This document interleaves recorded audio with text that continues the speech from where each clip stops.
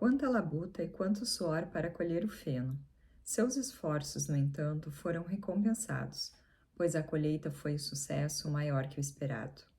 O trabalho, por vezes, era duro. As ferramentas haviam sido projetadas para seres humanos, não bichos, e era uma grande inconveniência o fato de nenhum bicho conseguir manejar nada para o qual fosse preciso apoiar-se nas patas traseiras.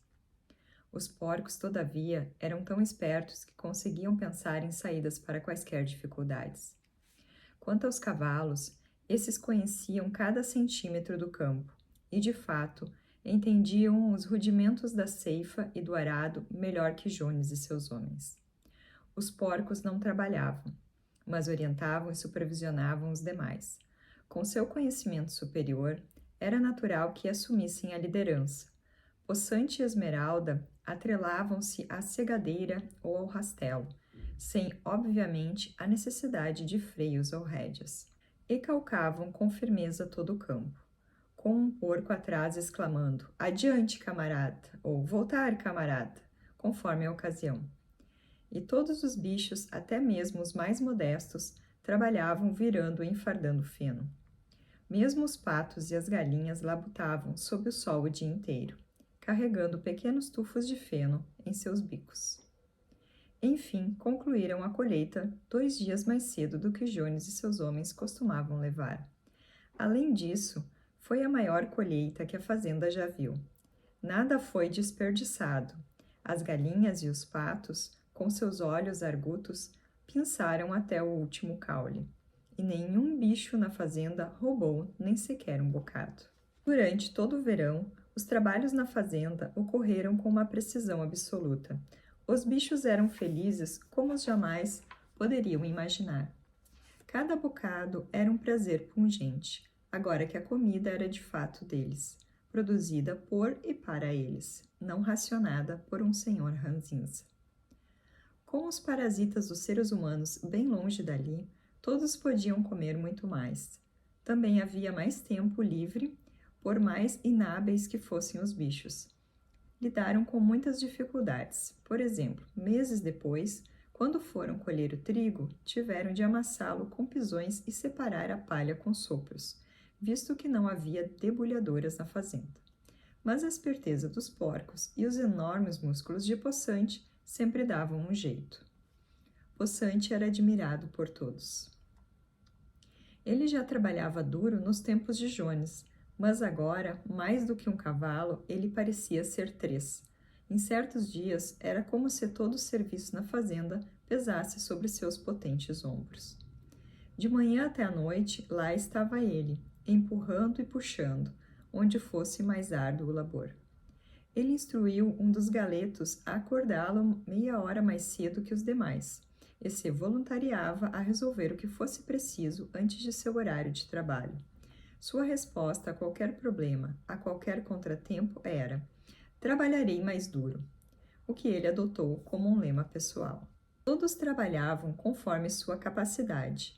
As galinhas e os patos, por exemplo, economizaram 5 cestos de grão na colheita, juntando o que caía no chão. Ninguém roubava, ninguém reclamava de suas porções, e as querelas, os resmungos e a inveja, comuns na vida que levavam, desapareceram quase que por completo. Ninguém faltava com suas obrigações, ou quase ninguém. Mimosa não levantava cedo pela manhã e costumava largar o trabalho por fazer, dizendo ter pedras presas no casco.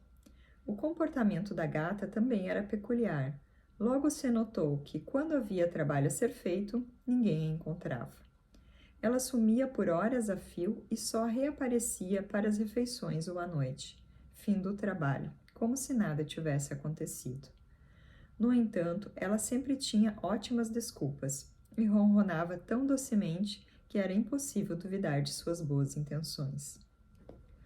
O velho Benjamin, o burro, parecia não ter mudado nada desde a rebelião. Executava seu trabalho com a mesma lentidão com que o fazia nos tempos de Jones, nunca faltando nem se voluntariando a labores adicionais. Sobre a rebelião e seus resultados, não opinava. Se lhe perguntavam se estava mais feliz agora que Jones fora expulso, ele dizia apenas: Os burros vivem uma vida longa. Nenhum de vocês jamais viu um burro morrer. E eles que se contentassem com essa resposta enigmática. Nos domingos não se trabalhava. O de jejum ocorria 1 hora mais tarde que de costume. E após a refeição, dava-se início a uma cerimônia que ocorria todas as semanas, sem exceção. Primeiro, hasteava-se a bandeira. Bola de Neve encontrara na sala de arreios uma velha toalha de mesa verde da senhora Jones, e nela pintara com tinta branca um casco e um chifre. Toda manhã de domingo, essa bandeira era hasteada no mastro do jardim do casarão.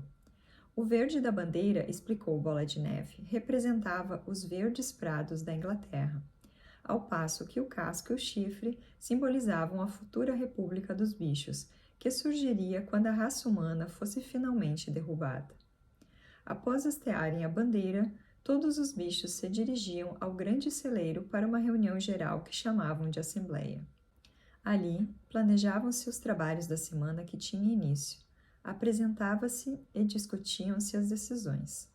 Sempre eram os porcos os responsáveis pela apresentação e pela discussão. Os outros bichos sabiam votar, mas não conseguiam decidir por conta própria.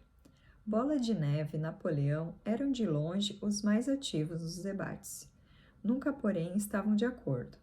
Qualquer sugestão que um fizesse, podia-se contar com a oposição do outro.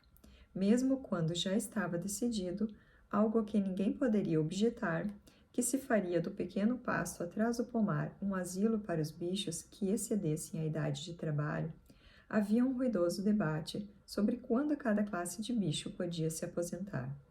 A assembleia sempre se encerrava com a cantoria de bichos da Inglaterra, e o restante da tarde era destinado à recreação. Os porcos transformaram a sala de arreios em sua sede. Ali, ao anoitecer, estudavam ferraria, carpintaria e outras habilidades necessárias nos livros que pegaram do casarão. Bola de Neve também se ocupava organizando os outros bichos no que ele chamava de comitês dos bichos. Ele era incansável. Formou o comitê de produção de ovos para as galinhas, a liga das caudas limpas para as vacas, o comitê de reeducação dos camaradas selvagens, cujo objetivo era a domesticação de ratos e coelhos. O movimento da branquíssima lã para as ovelhas e vários outros, além de instituir aulas de leitura e escrita. Seus projetos foram um completo fracasso. A tentativa de domesticar as criaturas selvagens, por exemplo, falhou quase que imediatamente. Elas continuaram se comportando como antes, e se eram tratadas com generosidade, simplesmente tiravam vantagem disso. A gata juntou-se ao comitê de reeducação e foi muito assídua por um tempo. Certo dia, ela foi vista no telhado conversando com alguns pardais, fora de seu alcance. Dizia-lhes que todos os bichos eram agora camaradas e que qualquer pardal poderia pousar na sua pata. Eles, porém, preferiram manter distância. As aulas de leitura e escrita, por sua vez, foram um grande sucesso. Ao vir o outono, praticamente todos os bichos da fazenda já possuíam algum grau de alfabetização. Os porcos já sabiam ler e escrever perfeitamente. Os cachorros aprenderam a ler razoavelmente bem, mas não tinham interesse em ler nada além dos 7 mandamentos.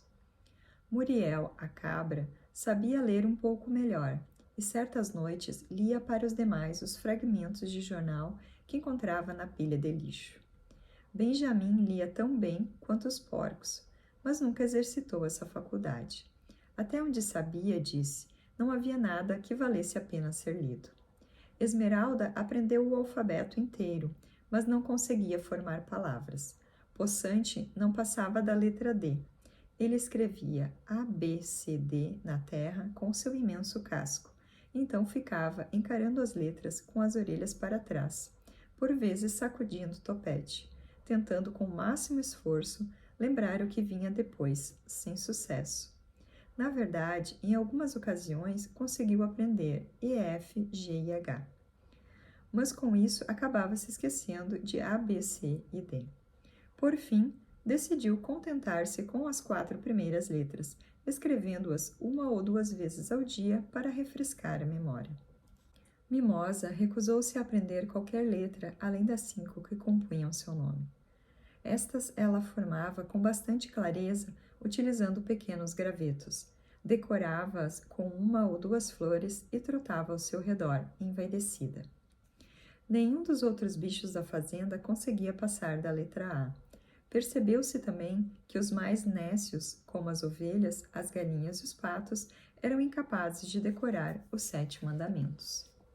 Após muito refletir, Bola de Neve declarou que os 7 mandamentos podiam ser reduzidos a uma máxima, a saber: 4 pernas bom, 2 pernas mal. Ela continha, disse ele, o princípio essencial do animalismo. Quem a absorvesse plenamente estaria salvo de influências humanas. As aves objetaram a princípio, pois entendiam que eles também tinham 2 pernas, mas Bola de Neve provou-lhes que não era o caso. As asas de uma ave, disse, são órgãos de propulsão e não de manipulação. Portanto, devem ser consideradas uma espécie de perna. O que distingue o homem é a mão, o instrumento com o qual nos castiga. As aves não compreenderam as extensas palavras de Bola de Neve, mas aceitaram sua explicação, e todos os bichos mais modestos trabalharam para saber de cor a nova máxima. Inscreveu-se 4 pernas bom, 2 pernas mal na parede dos fundos do celeiro, acima dos 7 mandamentos e com letras maiores. Quando enfim a decoraram, as ovelhas desenvolveram um grande apreço por essa máxima e frequentemente, quando descansavam no campo, baliam: 4 pernas bom, 2 pernas mal, 4 pernas bom, 2 pernas mal, 4 pernas bom, 2 pernas mal, por horas e horas sem se cansar. Napoleão não se interessava pelos comitês de Bola de Neve. Ele dizia que a educação dos jovens era mais importante que qualquer coisa destinada aos crescidos. Ocorreu que Jasmim e Violeta pariram logo após a colheita de feno, dando à luz juntas 9 filhotinhos. Assim que foram desmamados, Napoleão os separou de suas mães, dizendo que se responsabilizaria por sua educação. Levou-os a um sótão acessível apenas por uma escada na sala dos arreios, e ali os manteve reclusos até que o resto da fazenda esquecesse que eles existiam. O mistério de que fim levara o leite foi logo elucidado. Todo dia misturavam-no à papa dos porcos.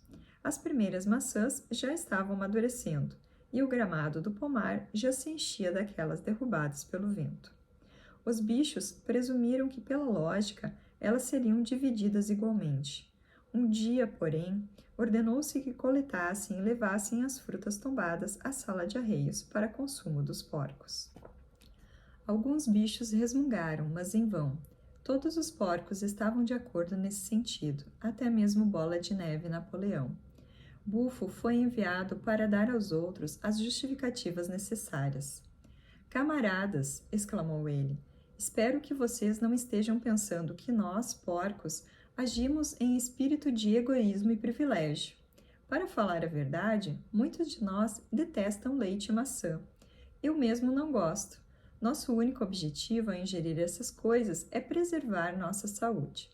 Leite e maçã, e isso a ciência prova, camaradas, contém substâncias absolutamente necessárias para o bem-estar de um porco. Nós, porcos, obramos com o cérebro. Toda a administração e organização desta fazenda dependem de nós.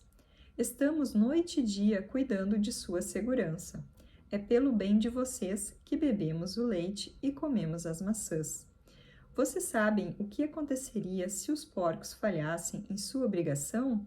Jones voltaria. Sim, Jones voltaria.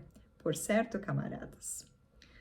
Gritou Bufo, quase suplicante, pulando de um lado para o outro e sacudindo o rabo. E, por certo, não há nenhum dentre vocês que queira a volta de Jones. Ora, se havia algo de que todos os bichos estavam absolutamente certos, era de que não queriam a volta de Jones. Visto por esse prisma, nada mais tinham a dizer. A importância de se manter os porcos saudáveis era mais do que evidente. Consentiu-se, sem mais discussão, que o leite e as maçãs derrubadas pelo vento, bem como todas as maçãs que tivessem maduras, seriam exclusivamente dos porcos.